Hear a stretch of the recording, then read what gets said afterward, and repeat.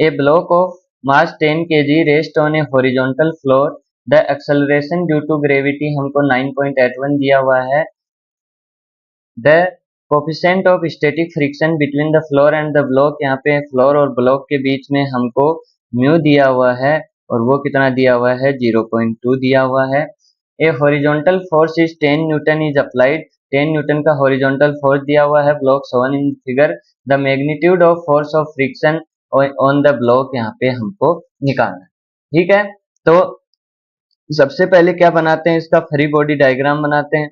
तो वो कैसे बनता है अभी अभी मैंने बताया है।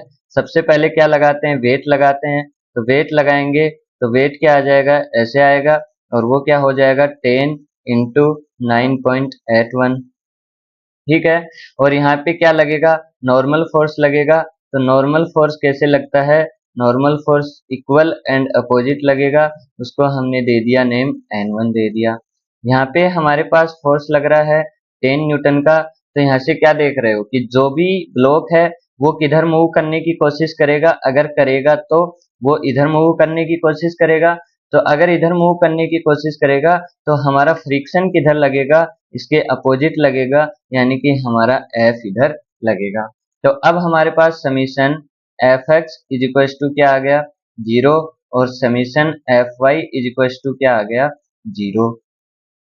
तो Fx इज इक्वल टू 0 करोगे तो F हमारा कितना होना चाहिए 10 न्यूटन फ्रिक्शन फोर्स, और summation Fy is equal to करोगे तो N1 कितना होना चाहिए 98.1।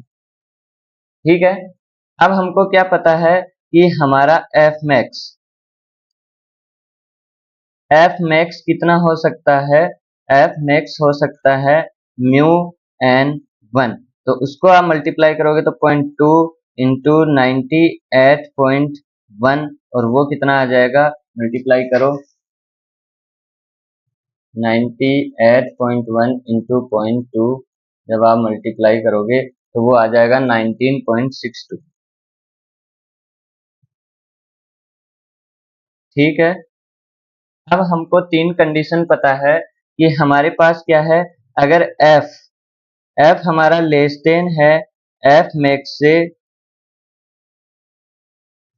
तो ये कौन सी कंडीशन होती है, स्टैटिक कंडीशन, यानी कि हमारी बॉडी क्या रहेगी, स्टैटिक कंडीशन में रहेगी। अगर हमारा F क्या है इक्वल टू F मैक्स है तो हमारे पास बॉडी क्या होगी, जस्ट मोशन करने वाली ही होगी। और हमारे पास F ग्रेटर है F मैक्स से तो हमारे पास क्या होगा, ये बॉडी किस में होगी, मोशन में होगी, यानी कि बॉडी क्या कर रही होगी, मूव कर रही होगी।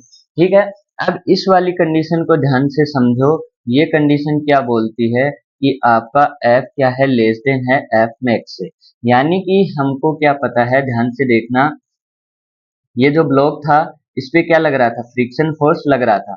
अब F मैक्स का क्या मीनिंग है कि जब आप इस पे फोर्स लगाओगे, यानी कि इसको खींचने की कोशिश करोगे, तो जो आपका फ्रिक्शन फोर्स है वो कितना फोर्स लगाएगा, मैक्सिमम 19.62, यानी कि यहाँ तक वो अपना फोर्स लगाएगा, यहाँ तक के फोर्स को वो रोक के रखेगा। मान लो यहाँ पे आपने 5 न्यूटन फोर्स लगाया तो वो क्या कर लेगा, इसको आराम से रोक लेगा, 10 लगाया तो रोक लेगा, 15 लगाया तो रोक लेगा।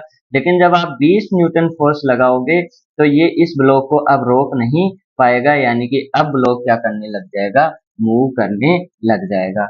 लेकिन ये क्या करता है, ये अपने आप को एडजस्ट करता है, ये हमेशा 19.62 नहीं लगाएगा। हमने जब 5 लगाया तो ये क्या बोलेगा कि मैं अपनी एनर्जी क्यों वेस्ट करूं, अगर ये 5 लगा रहा है और मैं 5 में इसको रोक पा रहा हूं तो मैं भी कितना लगाऊंगा, 5 ही लगाऊंगा। ये बोलेगा कि मैं, इसने 10 लगाया है तो मैं 19.62 क्यों लगाऊं, मैं भी 10 लगा के ही इसको रोक लूंगा। अगर इसने 20 लगाया है, अब ये क्या बोलेगा कि अब इसने 20 लगाया, अब मैं अपना मैक्सिमम लगा के भी इसको नहीं रोक पा रहा। तो यहाँ पे हमने कितना लगाया था, सिर्फ 10 न्यूटन फोर्स लगाया था। तो इसने क्या बोला कि मैं भी 19.62 फोर्स क्यों लगाऊं, मैं अपना 10 न्यूटन फोर्स ही लगाऊंगा और इसको स्टैटिक कंडीशन में रख लूंगा। ठीक है, तो यहाँ पे इसने क्या बोला है, the magnitude of force of friction on the block is, इसने बोला है कि कितना मैग्नीट्यूड फोर्स ऑफ फ्रिक्शन लगेगा, तो यहाँ पे आंसर आएगा 10 न्यूटन। कुछ बच्चे क्या करते हैं 19.62, ये हमको नहीं करना है क्योंकि हमने सिर्फ ब्लॉक पे 10 न्यूटन ही लगाया है और फ्रिक्शन हमारा 10 न्यूटन लगा सकता है, तो वो क्या बोला कि मैं 10 ही लगाऊंगा, मैं 19 नहीं लगाऊंगा, क्योंकि फिर मेरी एनर्जी क्या होगी, वेस्ट होगी। ठीक है, तो वो 19 ना लगा के कितना लगाएगा, सिर्फ 10 न्यूटन फोर्स लगाएगा। ओके।